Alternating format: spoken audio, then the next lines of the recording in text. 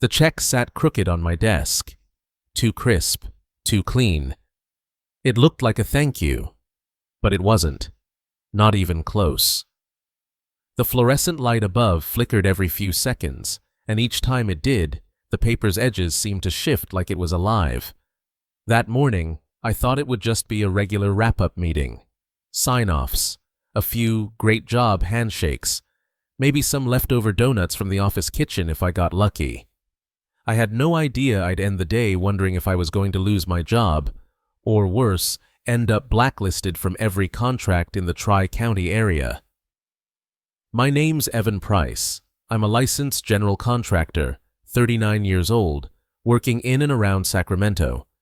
Been doing this for about 17 years. I've done kitchens, porches, full remodels, even a few commercial refits. I'm not flashy. I show up, I do clean work, and I don't skip permits. That last part, that's what pissed people off, especially men like Vincent DeMarco. The job started normal. Vincent owned this boutique law firm, small team, sleek office, high-margin clientele, the kind of place that did NDAs, asset hiding, and litigation insurance, whatever the hell that means. His office was one of those glass and brick corner units in Midtown, nestled between an overpriced juice bar and a vape shop that never had customers. He called me in for a remodel, full interior gut on the second floor, new HVAC routing, ADA-compliant bathroom, plus a sealed conference room with soundproofing. Discretion is part of our image, he said, handing me the printed blueprints. We met face-to-face only twice during the bidding process.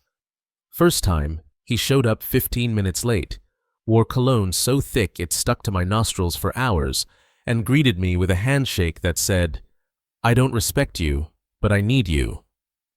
The second time, he walked me through the place like he was trying to convince himself it needed remodeling. The bid was high, over 80 grand. Materials were expensive, and he wanted everything done quietly, after hours and on weekends. That meant overtime, and dealing with inspectors who were annoyed they had to show up outside their usual 9-5. He signed the contract. Deposits went through. I brought in my regular crew. Jose handled framing and finish carpentry, Tanya did the electrical, and Devin, my youngest hire, managed drywall and patching. We had the place stripped and prepped in under 3 weeks. No complaints. That was week 1. By week 4, things got murky. I got the first hint when Devin came to me with a weird request. "Hey boss," he said, rubbing drywall dust from his beard. "One of the guys from their firm asked if we could make a little bypass around the new sprinkler layout." I stared at him. "A what?" He shifted his weight. "Said they wanted to preserve the aesthetic of the exposed beams upstairs and didn't want to cut into them. Offered me $100 cash just to root it different and not tell you." That was my first red flag. Not because of the cash offer, though that was shady, but because it was a fire safety violation waiting to happen. I told Devin to tell them no. I called Vincent that night. He didn't answer. He didn't return my voicemail. Next morning, there was a new guy in the office. Not one I'd met before. He had a clipboard and the kind of smile that looks like it was glued on. "I'm Darren," he said. "Vincent's out this week. I'll be managing things." That was red flag No. 2. By week 5, we were done with the HVAC and electrical rough-ins. I submitted a request for a mid-project inspection, as per code. It's a routine thing.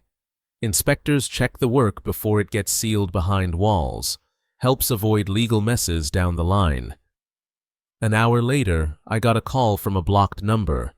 A woman's voice, calm but firm. "You're working on the DeMarco site? Who is this? Don't file the inspection, just finish the job and walk away." Then she hung up. I stood there in my truck, phone still pressed to my ear, staring at the call log like it might explain itself. Red flag No. 3 was practically waving itself into my face by then.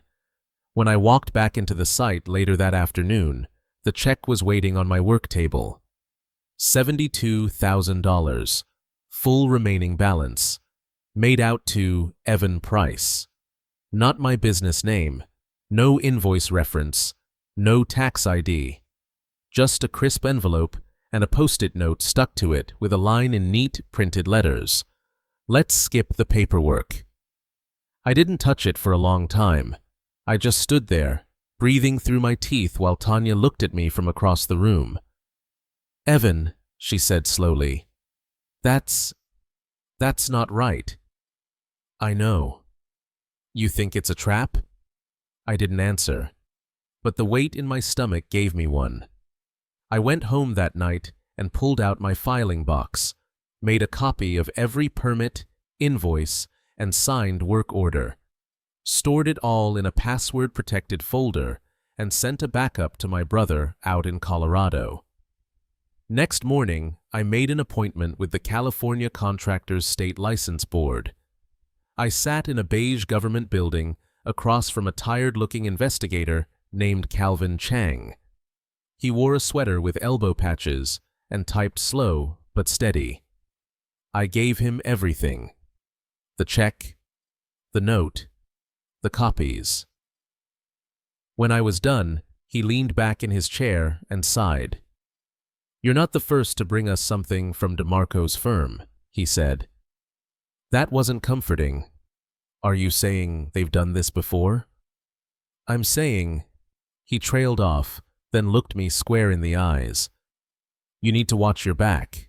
This kind of off-the-books activity, it's usually tied to deeper schemes, money laundering, tax fraud, maybe worse." That night, someone followed me home. I didn't see the car at first, not until I turned onto my street and it kept going slow behind me. No lights, no music, just a quiet engine that stopped at the end of the block and sat there for almost 15 minutes before disappearing. I didn't sleep. The next morning, Devin texted me. "Dude, can you talk? Someone came by my apartment last night asking about the job. Said they were from the licensing board, but didn't show a badge." I called him. No answer. Texted again. No reply. I drove to his place that evening. Door was locked. No signs of forced entry, but his mailbox was open and empty. His neighbor said he'd seen a couple guys in suits hanging around the night before, but couldn't give more than that. I reported it to the CSLB. Calvin said they never sent anyone. That's when I knew. Whatever I'd stepped into by reporting Vincent, it wasn't just about a check anymore. It was something bigger. And I had just made myself very visible to the wrong kind of people. "Are you sure you want to keep pushing this?" Tanya's voice was low, careful. "Because it feels like we're walking towards something we don't understand." She wasn't wrong. But what choice did I have? Once you open a door like that, once you report someone powerful, rich, and clearly not afraid to bend the law, you don't get to just shut it again. Not without consequences. And those consequences were already arriving. The day after Devin went dark, I got a knock on my front door around 7 o'clock a.m. I was still in sweatpants, coffee halfway brewed, when I opened it. 2 men stood there. One tall and clean-shaven, the other shorter, rounder, with glasses and a thick folder under his arm. "Mr. Price?" the tall one asked, flashing a badge that said Department of Labor, Division of Wage Enforcement. My stomach sank. "Yes." "We've received a complaint," he said, "alleging that you paid unlicensed subcontractors off the books for your recent commercial project in Midtown. We'd like to ask you a few questions." I stared at them for a second before stepping aside. "Come in." The interview lasted just under an hour. They asked for payroll logs, time cards, 1099s, everything I already had filed and copied. I gave them full access. I even pulled out the signed contract with Vincent and showed them the check he gave me, still untouched in a Ziploc bag for evidence. The rounder guy flipped through the papers, not saying much until the end. Then he looked up and said, "You know this is retaliation, right?" "Excuse me?" "This complaint?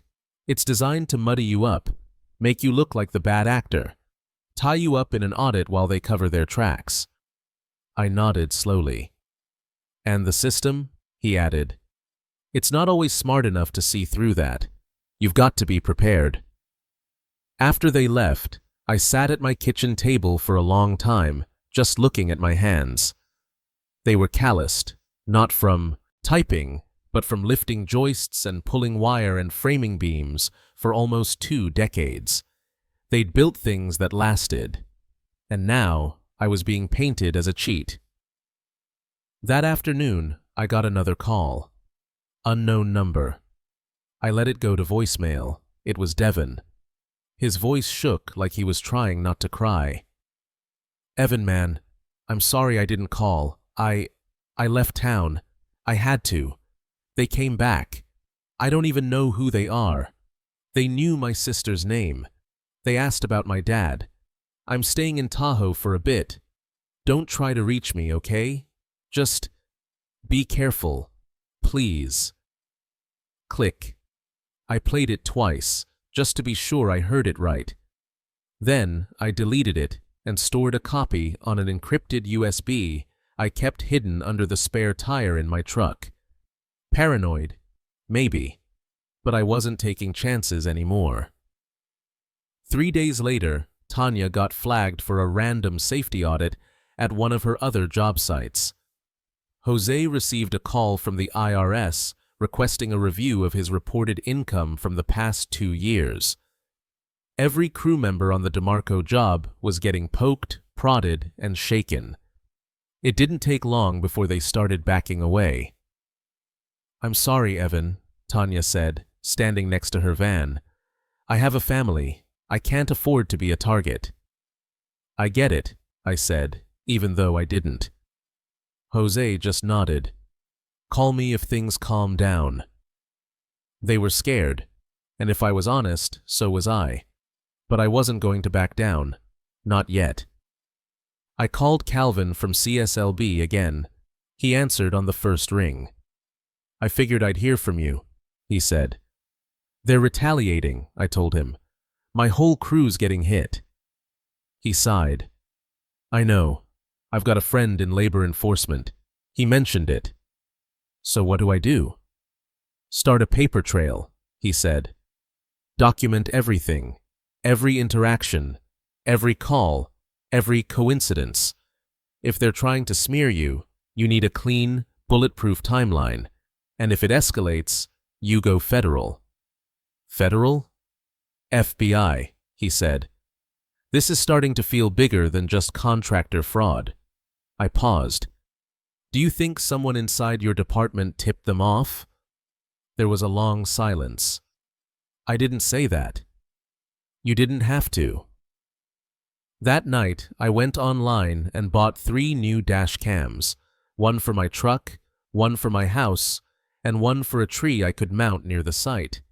I changed my business passwords, locked down my bank accounts with 2-factor authentication, warned my brother to keep the backup files offline. I even started carrying a burner phone. It felt crazy, like something out of a movie. But when you watch one of your guys disappear and the others get targeted by alphabet agencies within a week, it stops being paranoia. It becomes preparation. Vincent, meanwhile, was still completely silent. I hadn't heard a word from him since I reported the check. Not a text, not a lawyer, not even a cease and desist. Until one morning.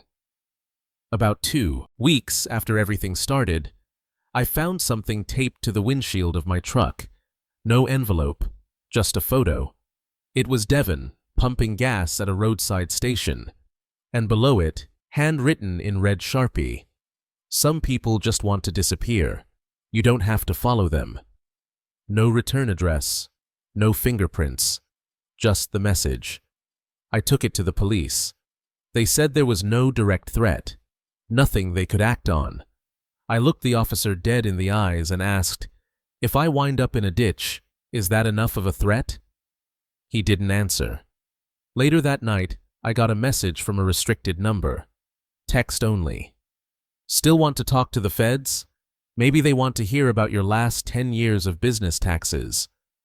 They were trying to rattle me, paint me as dirty before I could get anyone to listen. It was smart, and it worked. I started having trouble sleeping.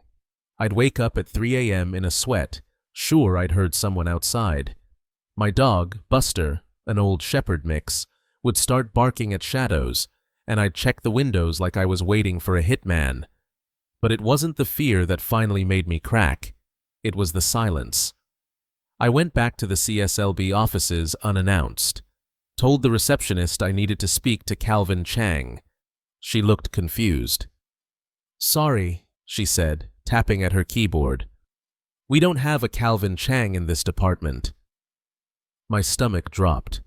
"I've been meeting with him for weeks," I said. She frowned. "There's no one by that name in our system." I pulled out the business card he gave me, held it up. She looked at it, blinked. "That's not one of ours. Our cards don't look like that." I walked out in a daze. The number he called me from? Disconnected. The files I sent? Gone into a void. There was no Calvin Chang. There never had been. And suddenly I realized I hadn't just reported the wrong guy. I'd reported into the wrong system, and someone on that side had been watching me ever since. The USB drive wasn't big, just a standard black stick, $20 at any Best Buy. But it felt heavier now, like a secret that knew its own weight. It sat in the cup holder of my truck while I stared at the steering wheel, wondering if I had any more moves left. I'd trusted the system, reported what I thought was a violation, followed the damn rules. And now? There was no record of my complaint, no Calvin Chang, no case number, just shadows, threats, and a growing sense that every call I made was being heard by someone I'd never met. I didn't go home that night. I drove. No destination, just muscle memory through Sacramento's back roads, old job sites, supply yards, familiar gas stations. The city's landmarks were starting to feel foreign, like the rules had shifted beneath my boots, and nobody had bothered to tell me. Around midnight, I pulled into a 24-hour diner just off the I-80, ordered a coffee, black, no cream, no sugar. Needed to stay alert, not comfortable. I was halfway through it when a man slid into the booth across from me without asking. Late 40s, shaved head, cheap button-down that looked government-issued, but too nondescript to be identifiable. "Evan Price," he said, like we were confirming a reservation. I didn't answer. He reached into his jacket and placed a small laminated ID on the table. No badge, just a Department of the Treasury seal and the name, Marcus Heller, Internal Affairs Liaison. He didn't push it toward me, just left it there, like bait. "I heard you've been asking the wrong questions in the right places," he said, sipping from his own cup, which he must have grabbed on the way in. "I didn't realize truth came with a routing number," I said. He smirked. "You think this is about truth? Isn't it?" "No," he said. "It's about leverage, and you've accidentally put yourself in the middle of something with a very complicated balance sheet." He explained it slowly, methodically, like he was giving a civics lesson to a student who just found out the Constitution had fine print. Vincent DeMarco's firm wasn't just shady. It was a legal insulation shell, a firewall for a network of money movements that touched lobbyists, fake nonprofits, campaign contributions, even shell properties abroad. Every now and then, they'd run a job through local contractors, not because they needed the work, but because it helped launder consulting fees through real invoices. That's where I came in. I was just a name they could stamp on a tax form, a real contractor with a paper trail and a clean license, someone who wouldn't know better, until I did. "You were supposed to take the check," Marcus said. "Cash it, file your taxes, keep your mouth shut." "What if I had?" He raised a brow. "Then you'd already be on the list, just lower down." I blinked. "What list?" He leaned forward. "There's a file in D.C. marked tier flags, names of people who, intentionally or not, become variables in federal financial shadows. Some are flagged for watching, others for future use, and some become liabilities." I felt my spine tighten. "Which one am I?" He smiled, slow and deliberate. "That depends. Are you ready to disappear?" I didn't answer, just stared at him like he'd said I had 2 hours to live. Marcus stood, finished his coffee in one long gulp. "Watch your next move, Evan. You've got eyes on you from both sides now. One wants to shut you up. The other wants to see how useful you might be." He tapped the table once, not hard, and walked out. I sat there for 20 more minutes, long enough for my coffee to go cold, long enough to know that sleep wasn't coming tonight, long enough to realize I'd been turned into a pawn in someone else's game, and I wasn't even on the board yet. The next morning, my truck was gone, just gone. No broken glass, no tow notice, no tire marks. I reported it stolen, of course, but even the officer looked like he was going through the motions. He didn't write much down, didn't even ask for a license plate. I got a ride home from a neighbor who didn't ask any questions, and I was grateful for that. Inside, the house was untouched, at least at first glance, but the drawer where I kept my business receipts, rummaged. My internet router, unplugged. My office printer, jammed with paper I hadn't printed. I pulled it out carefully. Just one sheet with 6 words in large, bolded type. "Last warning. Stay in your lane." That night, I called my brother in Colorado, told him to delete the cloud backup I'd sent. Not just delete, wipe it, overwrite it, burn the drive if he had to. Then I sat on my porch with Buster at my feet, a cold beer in one hand and a notepad in the other. I started writing down everything. From day one, names, dates, amounts, behaviors, every shady interaction, every threatening text, every sketchy call, voice, and false agent I'd met. I wasn't going to hand it over. Not yet. But I wanted a ledger of my own, something I controlled, and if I disappeared, I needed someone to find it. The next curveball came 2 days later. A certified letter arrived, no return address, but it had all the right stamps, postmarked from Washington, D.C. Inside was a contract, no explanation, just an NDA. A single page that stated, in polite legalese, that I agreed to cease discussing, disclosing, or pursuing any claims related to the DeMarco office renovation or the personnel affiliated with the project in exchange for a one-time payment of $750,000 wired to an anonymous trust account in my name. All I had to do was sign, no witnesses needed, just my signature. I stared at that paper for an hour. It wasn't a bribe. It was a quieting, a legal muzzle dressed up like a gift. They weren't just buying silence. They were purchasing my erasure. I didn't sign. Instead, I scanned it, added it to my growing folder of evidence. Then, I called someone I hadn't spoken to in 7 years. Her name was Amelia Barron, investigative journalist with a specialty in corporate whistleblower cases. We'd dated once, long ago, before she moved to the East Coast and got busy exposing political campaign corruption. We didn't end badly, just faded out. but she was still in my contacts. I didn't leave a message. Just sent one line in a text. I have something dangerous, and I think I need your help. She called within 15 minutes. Her voice was calm but tight.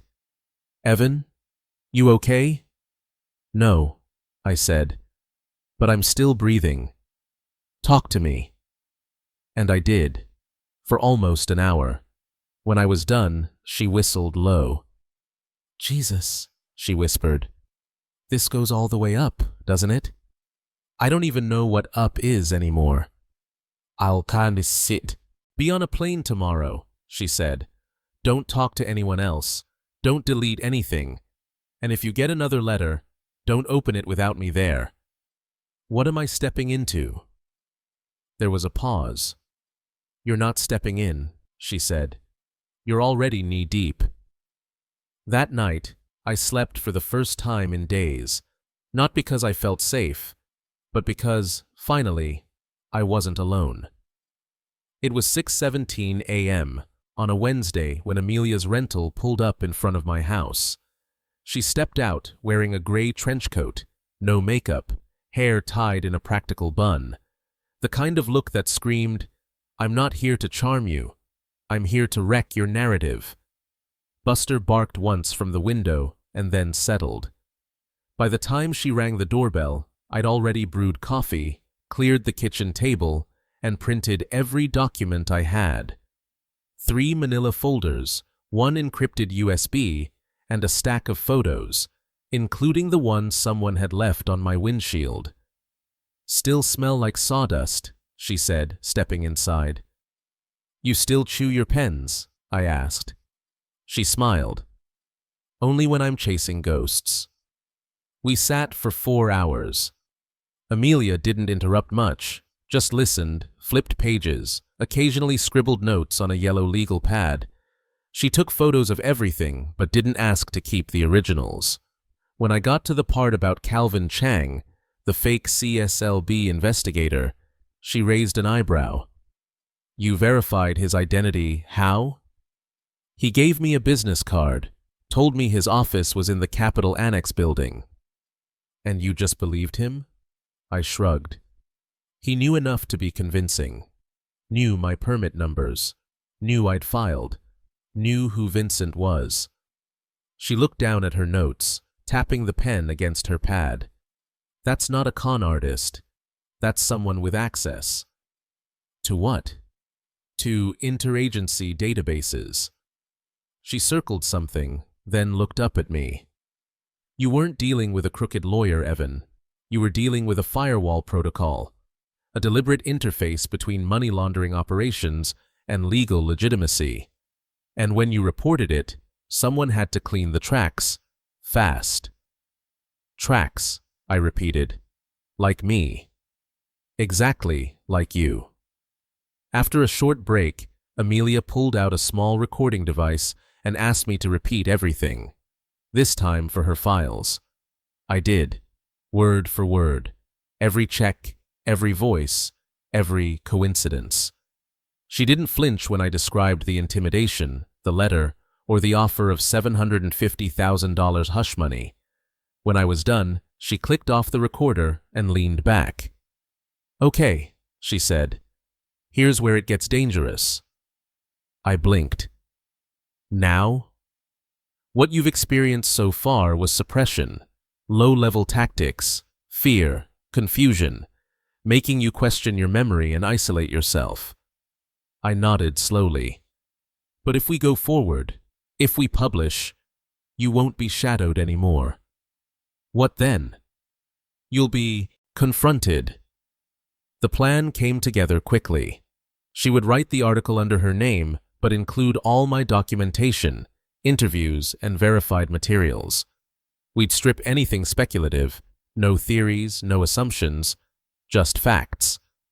Her editor, she said, had been sitting on a few threads about shell firms connected to Sacramento's legal sector.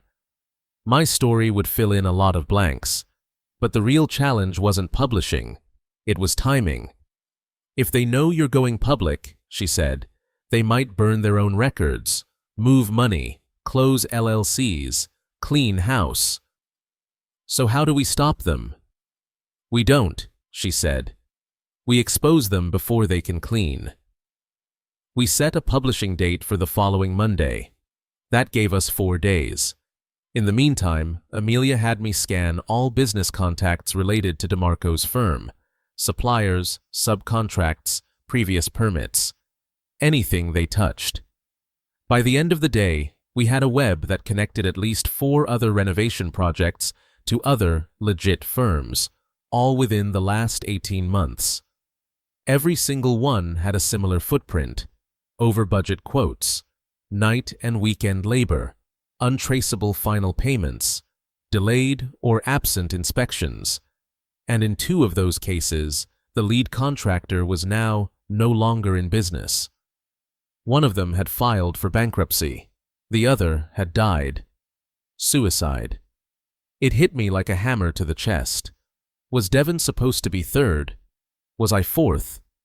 Friday night, we got our first leak. Amelia's burner phone lit up with a blocked message. Stop digging, or you'll end up like the guy from Elk Grove. Last chance. She showed it to me. Who's the Elk Grove guy? I asked. She typed a name into her laptop. Thomas Keener. Contractor. Licensed. Died in 2022. Ruled a suicide by carbon monoxide poisoning in his garage. I remember that, I whispered. He was on the local contractor boards. Good guy. Always warned about working cash jobs. She looked at me, eyes wide. I think he warned one too many times. We didn't sleep much that weekend. We rotated locations, stayed at a Motel 6 outside Roseville for a night, then crashed with a friend of hers in Carmichael who owed her a favor. Every time I walked into a room, I looked for exits. Cameras, smoke detectors that looked too new, cars parked too long, faces I might have seen before. It was like playing a game you couldn't win, only survive.